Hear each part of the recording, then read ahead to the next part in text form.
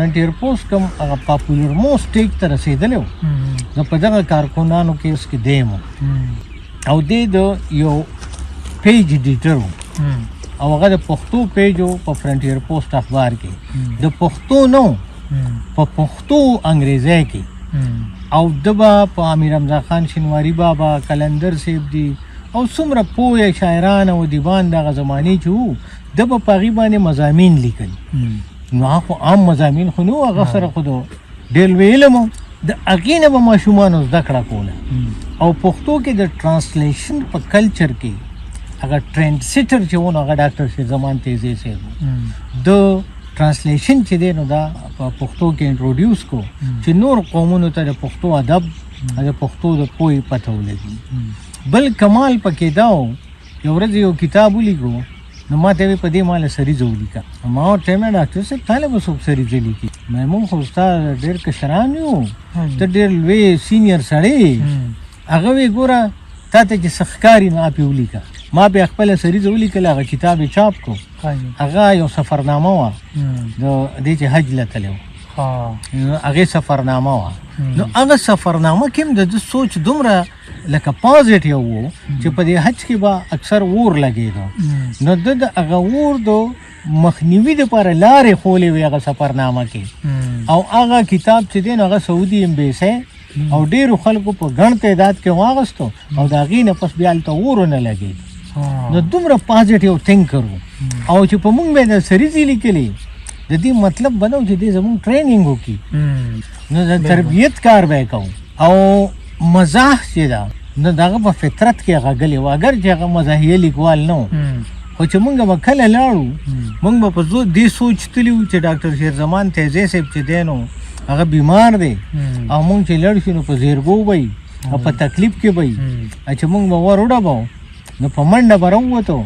او په خندا خندا به راووت وي بیا ډاکټر صاحب یو خبره مې را یاده شوه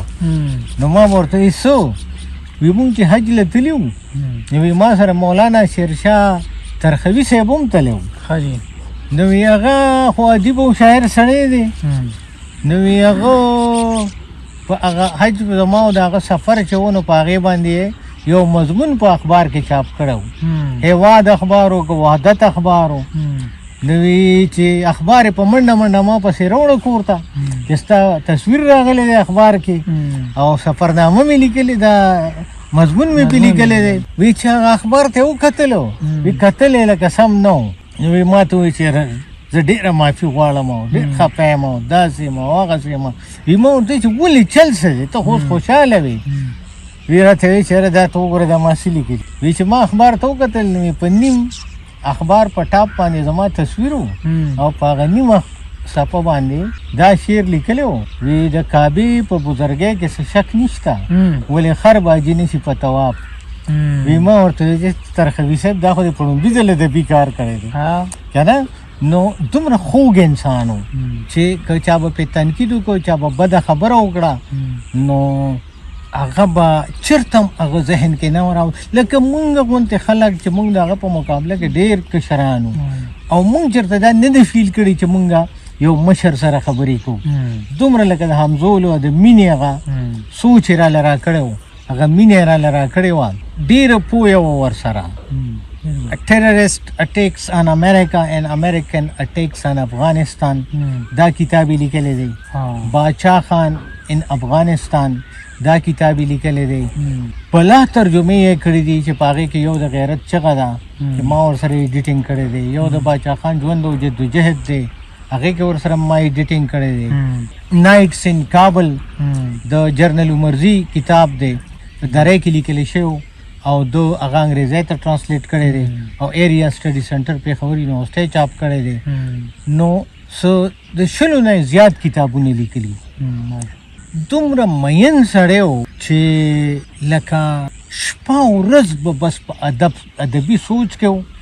او د دې نه علاوه د هغه سوچ نه و یو ورځ یې ما ته زوی ټلیفون وکړو وی مونږ ډاکټر صاحب هسپتال ته درولو او د ډېرو ورځو نه دی په کوما کې دی نو اوس چې دی نو مونږ یې درولو نو که ته څوک پېژنې نو هسپتال کې ورله یو کمره واله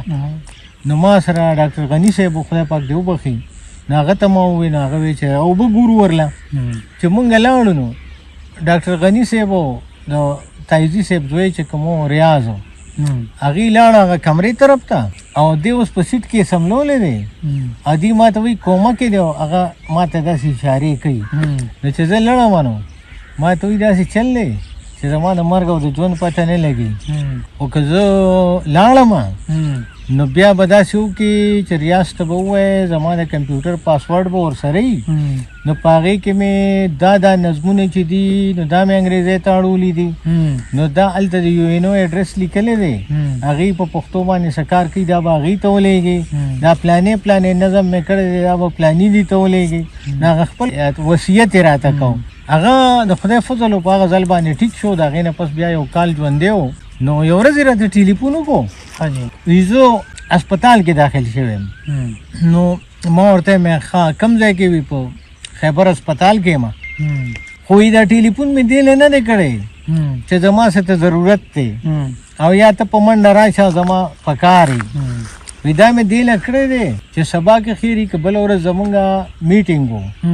چې ته به پبو ته راځې نو وی زما دا غرض و چې ته تکلیف ونه کړي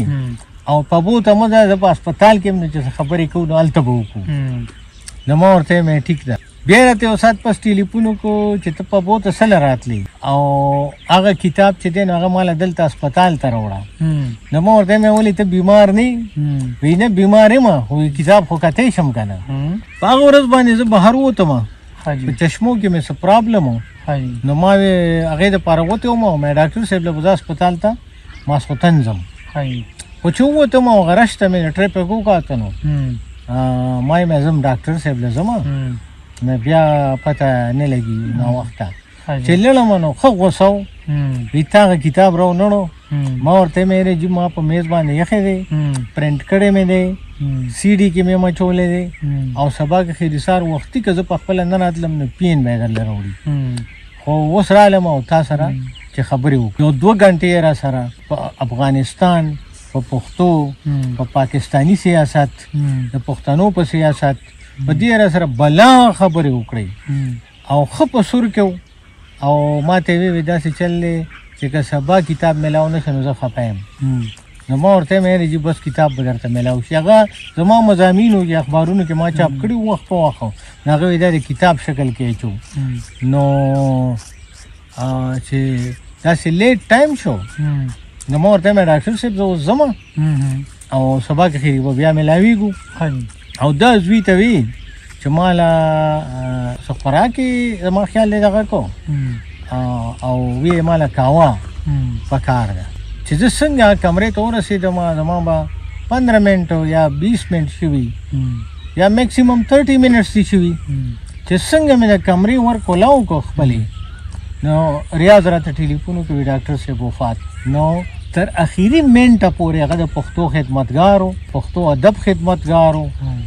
او بې انتها خوږ او د مینې سړی و او هغه ما ته واحد سړی ښکاري په پښتو ادب کې په دغه مشر کل کې د کشرانو کې اوس خلک د ریفرنس قدر کوي خو دغه په دې مشرانو کې ړومبی سړی و چې هغه به څه کول څه به یې لیکل نو به ویل ریفرنس او ستاسو غوندې د کشرانو دپاره که زه د هغه یو کتاب ایډوایس کومه نره ژبه نو دا یو وړوکی کتاب دی چې هغې کې د پښتو ژبې ډېر معلومات دي نره ژبه او ما پې د مختلفو اخبارونو کې د ویرال لینګویج ریویوز مې پې لیکلي دي نو نره ژبه د هر پښتون ماشوم دپاره د کشر دپاره ډېره ضروري ده چې د خپلې ژبې د تاریخ نه او د خپلې ژبې چې چا ورسره ښه کړي دي چا ورسره بد کړي دي د دقې نه خبر شي نو دا ډاکټر شیرزمان تیزي صاحب ته خلک ورته د ناول بابا وایي د پښتو ناول بابا و خو که زه ووایم چې هغه د زړې زمانې خلکو کې د یو تحقیقي رجحان اچولو یو پاینیر و چې تحقیق طرف ته دغه حواله دغه دپاره ډېره سیګنیفیکنټ وه نو دا به غلطه نی او ټول عمر کوشش کړی دی چې کشرانو له حوصله ورکي او پښتو ادب کې مخکې بوځي او د ډېرو خلکو تربیت یې کړی دی.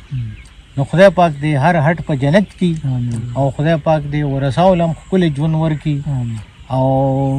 ډاکټر تیزي صاحب غوندې خدمتګار دی خدای پاک نور پیدا کړي. کتابونه به هغه چاپ کولو نو چې زه به لاړم نو ما ته به یې وی چې ما بل کتاب چاپ کو نو ما به پړه کې سوچ کو چې سبا به زه به اخبار کې په دې باندې ریویو لیکم نو مې اوس زه ولیکم هغه ته مې وی چې ډاکټر شیرزمان تایزی scored an other book or stored an other book. نو هغه وی د دې څه مطلب دی مې ته خو کتابونه چاپ کې نو کم قومونه چې کتاب ګوري نو هغه سکورینګ کې راځي چې تا یو کنټریبیوشن وکړو خو مې پښتانه خو کتابونه ګوري نه نو تی په سټور کې جمع کړې نو مې د دې مطلب دا دی چې تا بل کتاب سټور له دغه کو نو ډېر وخواندل ما ته دا خبره دی ټیک ده چې زمانه خلک تپوس وکړي چې دا تا دومره کتابونه ولیکل د دې څه اثر په پښتنو شته وی ما ورته وی چې اثر به الهغي چې پښتون کتاب ګوري چې کتاب سو ګوري نه نو اثر به په چا سره راځي نو دا دومره لوی شخصیت خدای دې روح په جنت کې خوشاله لري. ډېر ډېر مننه.